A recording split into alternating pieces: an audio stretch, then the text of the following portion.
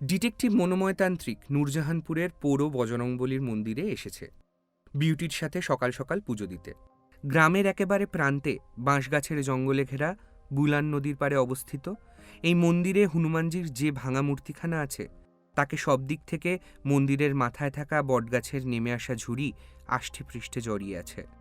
বোঝাই যায় এই মন্দিরে গ্রামবাসীরা আর কেউ আসে না, বিউটি আসে, কারণ তাকে নাকি ভগবান স্বয়ং স্বপ্নে দেখা দিয়ে ডেকেছে। বিউটি প্রতিদিনকার মতো অনেকক্ষণ ভাবল কেন গ্রামবাসীরা নূরজাহানপুর ঘাটের এই দিকটায় আর আসে না। অনেক ভেবেও যখন সে কোনো উত্তরই ভেবে উঠতে পারল না, তখন মনোময় বলল, মন্দিরের পিছনে ইংরেজ আমলের যে চাইনিজ খেলনার কারখানাটা আছে না, সেটা সেই স্বাধীনতার সময় থেকে বন্ধ হয়ে পড়ে আছে। তখন অনেক বিহারিরা এই কারখানায় কাজ করত, তারাই হনুমানজির এই মন্দিরখানা বানিয়েছিল। কারখানা বন্ধ হওয়ার সাথে সাথে তারাও সব যে যার দেশের বাড়ি ফিরে যায়, আর বাঙালিদের মধ্যে হনুমানজির পুজোর চল আগে তেমন ছিল না, তাই এই মন্দিরের এই হাল। কথাগুলো বলতে বলতে মনোময় এগিয়ে গেল সেই জায়গাটার দিকে যেখানে সোনা আর মোনাকে মৃত অবস্থায় পাওয়া গিয়েছিল। বিউটি মন্দিরে পুজো দিতে ঢুকল। আজ 1 সপ্তাহ বাম হাতের সেই ব্যথার জন্য মন্দিরে পুজো দিতে আসতে পারেনি সে। মনোময় অনেক খুঁজেও কিছু পেল না। হঠাৎ সূর্যের রিফ্লেক্টেড আলোয় তার চোখ ধাঁধিয়ে গেল। গাছের দিকে চোখ তুলে দেখল একদল হনুমান একটা ভাঙা আয়না কোথাও থেকে জোগাড় করে সেটা নিয়ে খেলা করছে, এবং মনোময় অবাক হয়ে গেল সূর্যের আলোকে রিফ্লেক্ট করে খেলা করতে তারা বেশ মজা পাচ্ছে। মন্দির থেকে বেরিয়ে এসে সেই হনুমানের দলকে খেতে দিতে গিয়ে বিউটিও অবাক হয়ে গেল। তারা খেলায় এতটাই মশগুল হয়ে আছে যে কিছুতেই হাজার ডেকে ডেকেও আজ বিউটি তাদের খাওয়াতে পারছে না। বিরক্ত হয়ে বিউটি বলল, ওরা এই খেলাটাকে বুঝতে পারলো কি করে? মনোময় খুব গম্ভীর স্বরে জবাব দিল, আমার মনে হয় ওরা কিছু বলতে চাইছে। মনোময় আয়নায় রিফ্লেক্টেড হওয়া আলোটাকে অনুসরণ করে চলতে লাগলো। হনুমানগুলো যেন সূর্যের আলোটা এই জন্যই ব্যবহার করছে। মন্দিরের বাঁক ঘুরতেই সূর্যের আলো শেষ হয়ে মন্দিরের ছায়ার অংশ শুরু হয়। এবার একটা অদ্ভুত ব্যাপার ঘটল। হনুমানগুলো মন্দিরের শেষ প্রান্তে একটা বন্ধ লোহার গেটের সামনে ভীষণ লাফালাফি শুরু করল। বিউটি আর মনোময় গেটের সামনে যেতেই তাদের চক্ষু চড়ক গাছ। এক মরা মা আর একটা ছোট্ট খাঁচাবন্দি জ্যান্ত শিশু সেই ঘরের মধ্যে। বিউটির তৎক্ষণাৎ নীলকমলের ঘটনাটা মনে পড়ল, কিন্তু এক্ষেত্রে বাচ্চাটার বয়স মেরে কেটে 2 হবে, আর সে একটা লোহার ছোট্ট কালো খাঁচার ভিতর থেকে খাঁচার দেয়ালে মুখ ঠেকিয়ে খাঁচার বাইরে থাকা একটা মা হনুমানের থেকে দুধ খাচ্ছে। তারা বুঝতে পারল চারিদিকে এত দুর্গন্ধ কোথা থেকে আসছিল। নূরজাহানপুর গ্রামখানাও ফুলকেতু থানার আন্ডারে।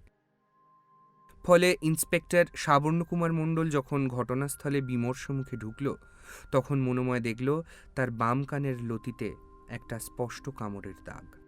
এরকম দাগ তিনি দেখেছিলেন শহর থেকে আসা যাত্রা দলের পরিচালকের কানে।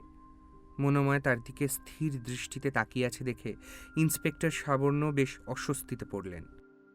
যখন লাশকে পোস্টমর্টমের জন্যে ও বাচ্চাকে চিকিৎসার জন্যে কাছের হাসপাতালে শিফট করা হচ্ছে, তখন বিষয়টা সহজ করার জন্যে সাবর্ণ এগিয়ে এসে মনোময়কে বলল, চলুন আপনাদের ছেড়ে দেই, একটু ঘুরপথ হবে জানি, তবু চলুন, গল্প করতে করতে যাওয়া যাবে আর কি। বিউটি বলল, আপনারা যান, আমার নৌকা আছে এই ঘাটে বাঁধা, কিন্তু আপনাদের একবার বয়ানটা তো লেখাতে থানায় আসতেই হবে। বিউটি এবার আহ্লাদের সুরে বলল, বড়বাবু, আমি নৌকাখানা ওপারে রেখেই আপনার কাছে যাই, নইলে কাল সকালে আবার হাঙ্গামা হবে, পালিয়ে আর কোথায় যাব বলুন। বিউটি নৌকা নিয়ে নদী পার হতে লাগলো, আর মনোময় তান্ত্রিক উঠলেন পুলিশের জিপে। সামনে ড্রাইভারের পাশের সিটে সাবর্ণ, আর তার ঠিক পিছনের সিটে মনোময়। বেশ কিছুক্ষণ নীরবতার পর ইন্সপেক্টর সাবর্ণই প্রথম কথা বলল, হলুদ গোলাপের পর এবার লোহার খাঁচা, বুঝলেন তো, চাকরি আমার গেল। মনোময় নির্বিকার চিত্তে বলল, এটা খুন নয়, আত্মহত্যা। বাচ্চাটিকে বাঁচানোর জন্যই তার মা তাকে খাঁচার ভিতর পুরে রাখে। বাচ্চাটিকে তো কারুর দরজাও ফেলে আসতে পারত, এভাবে তো বাচ্চাটা মরেও যেতে পারে। আপনি হয়তো লক্ষ্য করেননি, মৃত মহিলাটির পেটের ডান দিকে একটা সাপের ট্যাটু করা আছে। যে সাপ তার নিজের লেজকেই নিজে গিলে খাচ্ছে, আর তার মধ্যে একটা পাখির মুখ। ওরা একটা গোপন কাল্টের অংশ।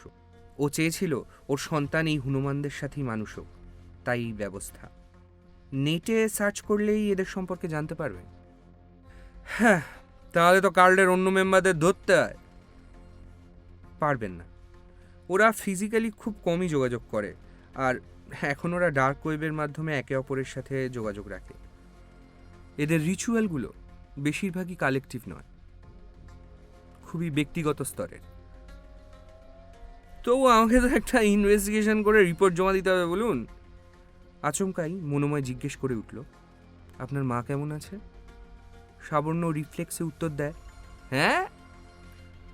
তারপরেই সম্পূর্ণ গুম মেরে যায়। মনোময় তৎক্ষণাৎ অন্য কথায় চলে যায়, কারণ সে জানে সাবর্ণর মা মারা গেছে অনেক দিন। মনোময় বলল, খাঁচার বাচ্চাটা কিন্তু আর বাঁচবে না। সাবর্ণ চুপচাপ সামনের দিকে তাকিয়ে বসে আছে। মনোময় আবার বলল, রতন সুন্দরীর পোস্টমর্টেম রিপোর্ট এসেছে? সাবর্ণ সংক্ষিপ্ত উত্তর দেয়, না। এমন সময় তার মোবাইলে দুটো খবর আসে। এক, খাঁচায় বন্দি শিশুটি মরেছে, আর দুই, ফুলকেতু গ্রামের জঙ্গলে জেনারেটর বাস্ট করে আগুন লেগেছে। দমকলকে খবর দেওয়া হয়েছে, কিন্তু তা আসতে সময় নেবে কম করে 8 ঘন্টারও উপরে। ততক্ষণে যা ক্ষতি হওয়ার হয়ে যাবে। সাবর্ণর জঙ্গলের অসহায় পশু আর সরীসৃপদের জন্য মনটা হুহু করে উঠল। জেনারেটর বাস্টের ফলে যে একজন শ্রমিকের মৃত্যু ঘটেছে, এটা যেন তার কাছে কোনো ঘটনাই নয়। মনোময়ের অবশ্য এসবের কোনো কিছু নিয়েই তেমন মাথা ব্যথা নেই। সে ভাবছে খুনির কথা। খুনির অসুখের দমক আরও বেড়েছে। সে আর নিজেকে পূর্ণিমায় আটকে রাখতে পারছে না। এবার থেকে অমাবস্যাগুলোও তাকে ভীষণ জ্বালাবে। তার রক্তে এক প্রকার টানের সৃষ্টি করবে। ধীরে ধীরে একাদশী, দ্বাদশী, তারপর ষষ্ঠী, সপ্তমী, ধীরে ধীরে প্রতিপদ, শেষে গিয়ে প্রতিটা দিন আকাশে চাঁদ উঠলেই খুনি শিকারের খোঁজে বেরোবে। তবে অমাবস্যায় রতন সুন্দরীর মৃত্যু একটা জিনিস মনোময় তান্ত্রিকের কাছে স্পষ্ট করে দিয়েছে যে খুনি ফুলকেতু গ্রামের কেউ নয়, সে গ্রামের বাইরের লোক। নইলে এই অমাবস্যায় গ্রামের মেয়েরা ছিল মন্দিরে বলি দিতে ব্যস্ত, আর ছেলেরা তাদের খাটের তলায় শিকলে আটকা। জিপের খোলা দরজা দিয়ে হুহু করে হাওয়া আসছে।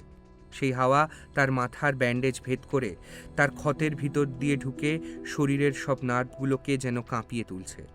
মনোময়ের জ্বর আসছে আবার।